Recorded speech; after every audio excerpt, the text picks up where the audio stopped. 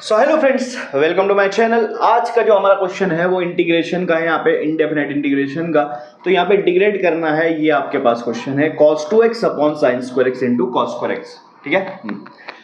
अब आपको यहाँ पर दिखेगा cos 2x, तो cos 2x जो होता है उसके तीन यहाँ पे फॉर्मूले आते हैं आपके ट्रिग्नोमेट्री आइडेंटिटीज में, ये वाला और ये वाला। लेकिन अगर जैसे आप देखोगे डिवाइड में, यहाँ पे साइन भी है cos भी है, तो मैं पहला वाला यहाँ पे इंटीग्रेट फॉर्मूला यूज करूँ ताकि मेरा क्वेश्चन आसान हो जाए। ठीक है, देखो पहला वाला यूज करके देख लेते हैं हम लोग।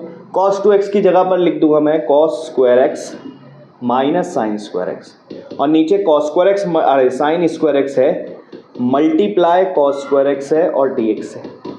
तो यहाँ पे आपको क्या करना है, सेपरेट करना है। cos स्क्वायर x के साथ आ जाएगा आपका साइन स्क्वायर x और cos स्क्वायर x। ठीक है, ये और फिर माइनस साइन स्क्वायर के साथ भी दोनों आ जाएंगे आपके, दोनों नीचे का जो डिनोमिनेटर है वो दोनों आ जाएंगे, sine square x into cos square x.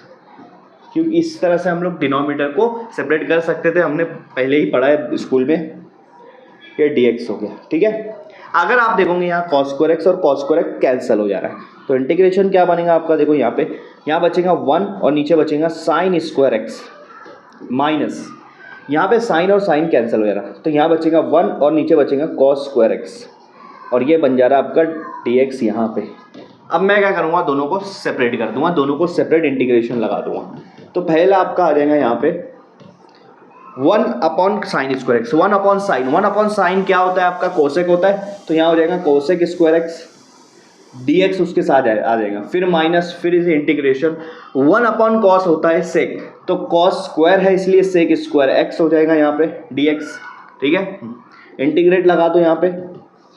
ठीक है, कोसेक स्क्वायर एक्स का इंटीग्रेशन क्या होता है, हमने डिफरेंशिएशन में पढ़ा था, क्या पढ़ा था कि कहाँ पर लिख दूँ, यहाँ लिख देता हूँ। कॉटेक्स जब आता है तो उसका फॉर्मूला आता है माइनस कोसेक स्क्वायर एक्स, ये डिफरेंशिएशन में था। तो इंटीग्रेशन में इसका उल्टा हो जाएगा, माइनस इधर आ जाएगा। कोसेक स्क्वायर एक्स का इंटीग्रेशन होता है माइनस कॉट एक्स, तो कोसेक स्क्वायर एक्स का इंटीग्रेशन यहाँ पे आ जाएगा माइनस कॉट एक्स, ये आ गया। ठीक है, उसके बाद माइनस अब सेक स्क्वायर एक्स का क्या था, tan x का फॉर्मूला डिफरेंशिएशन में सेक स्क्वायर एक्स था, तो सेक स्क्वायर एक्स का फॉर्मूला इंटीग्रेशन में tan x रहेगा, तो इसीलिए यहाँ पे tan x आ जाएगा।